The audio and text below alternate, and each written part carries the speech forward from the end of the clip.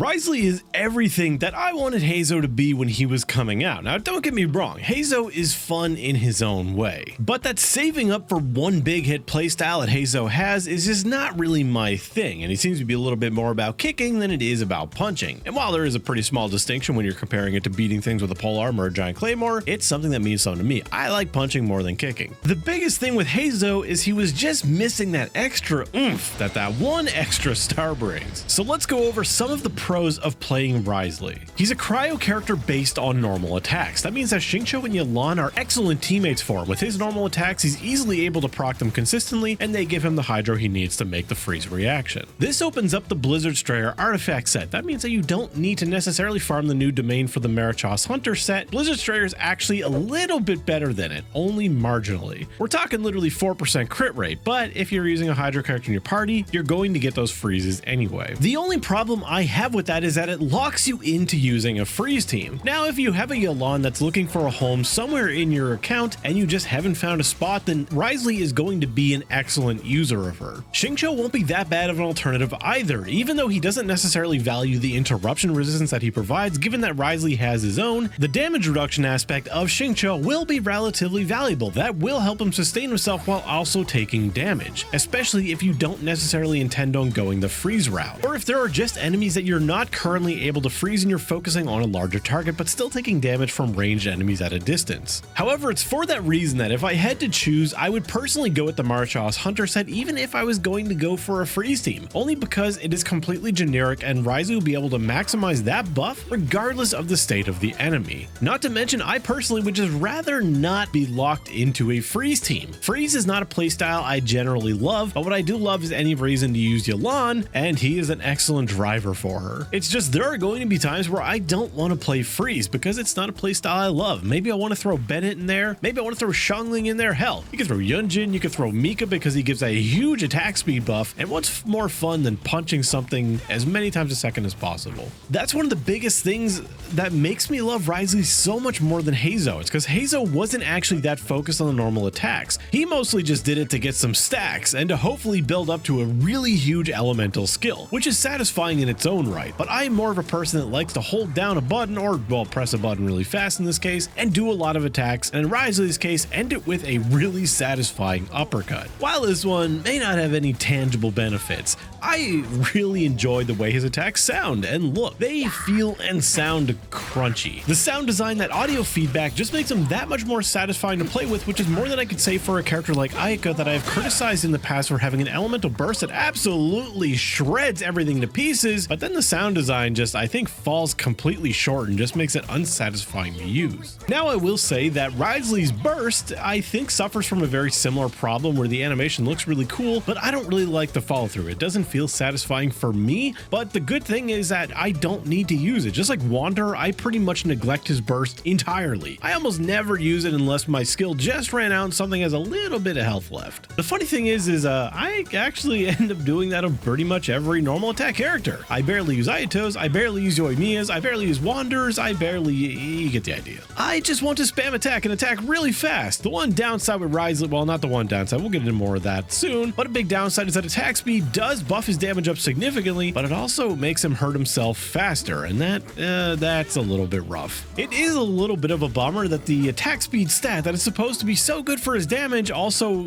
comes at a little bit of a detriment, you know? Especially when two of his best weapons, that being his own signature 5-star as well as Wander's signature weapon, both give attack speed. It's not like a game-breaking amount. It's not like he's getting like some razor-sized attack speed buff. It's making him hurt himself significantly faster, but when C0 Wriothesley struggles to sustain his own HP through his Ascension passive, every little bit is going to count. And let's just talk about some of the downsides of Wriothesley, because it's not all sunshine and rainbows. He is a fantastic character, but every character has their flaws, and it's good to know what they are. In my short experience with Wriothesley so far, I can say that as C0, it feels a little rough. You know, there is always a lot of criticisms that characters tend to feel incomplete without some early constellations. You know, examples like Hu Tao with her C1 for charge attack spamming, Yelan with her C2 for more hydro application, Ayato's important HP scaling locked behind C2, or an example like Dia having even better HP scaling in her C1. The good news is that Wriothesley's is a C1. It's not hard to get, it's just one constellation. You could do it over his next rerun, or you could do it right now. It's just that C0 can feel rather problematic, like you really do have a little bit of an incomplete kit given that right now he's at an HP deficit. He needs help to maintain his own damage buff. C1 fixes that entirely while also adding more damage and also increasing the duration of his skill. It's honestly a very jam-packed constellation as C1 has incredible value. The only issue is that people are going to see it as a problem because they're selling you the fix to a problem in the first place, and his kit is going to feel maybe a little lackluster without it. I played around with C0 and C1 for a good amount of time, and I can honestly say that the C1 makes him feel so much better, even giving him the option to potentially run healerless teams. Now that may be a little bit more of a gimmick, but it's still something that I would like to do when a character has the option. Self-sustaining DPS are something that we didn't really have in Genshin beforehand.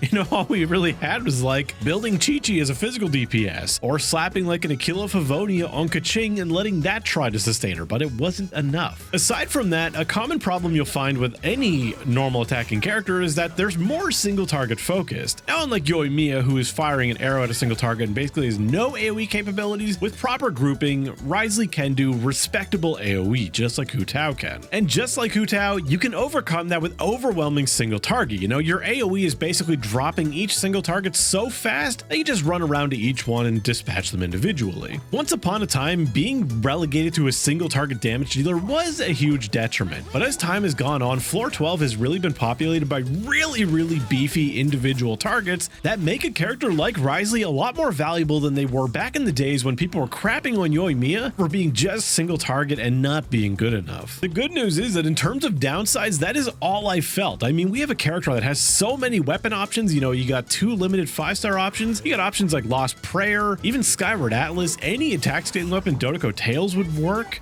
Widsith is going to work pretty well even though the Elemental Mastery is a dead buff. I'm personally not a big fan of the inconsistency of Widsith. You know, sometimes you can roll a dead buff, but more importantly, I hate the activation of it. The man has so many artifact sets, like gee, when was the last time there was a character that had this many options? You can use the Hunter set, which is a generic best in slot for works for any team. You can use the Blizzard Strider, which is even slightly better than that, but only for freeze teams. You can use Shimenawa's if you're like me and you don't really care about using his burst. You can use the Vermilion set if you had a really good set from that and never had a Shao to put it on.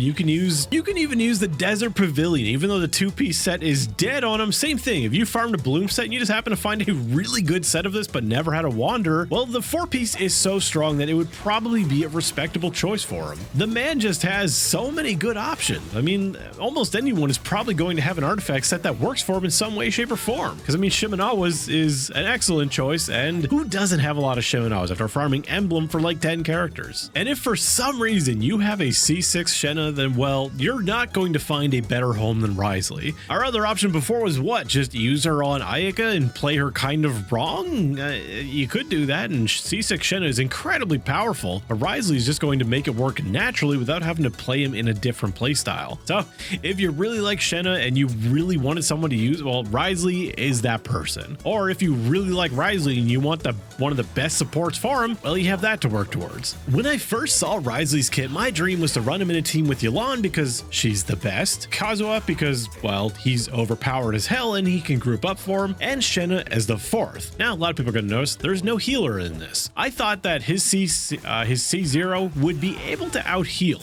and that he would be able to completely self-sustain himself, and with the help of freeze, he wouldn't take much damage in the first place.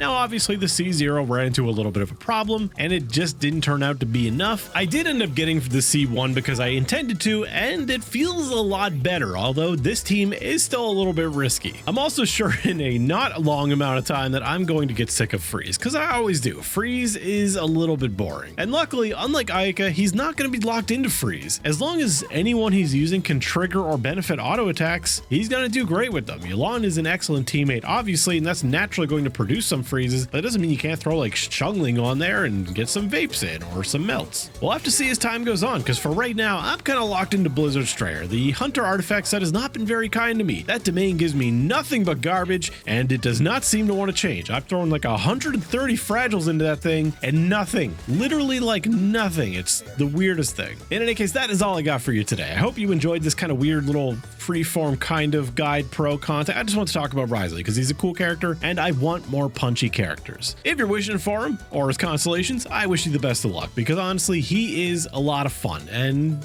we don't get characters like this very often. So thank you to my members and my Patreon supporters as always. Thank you to you for watching, and I'll see you in the next one.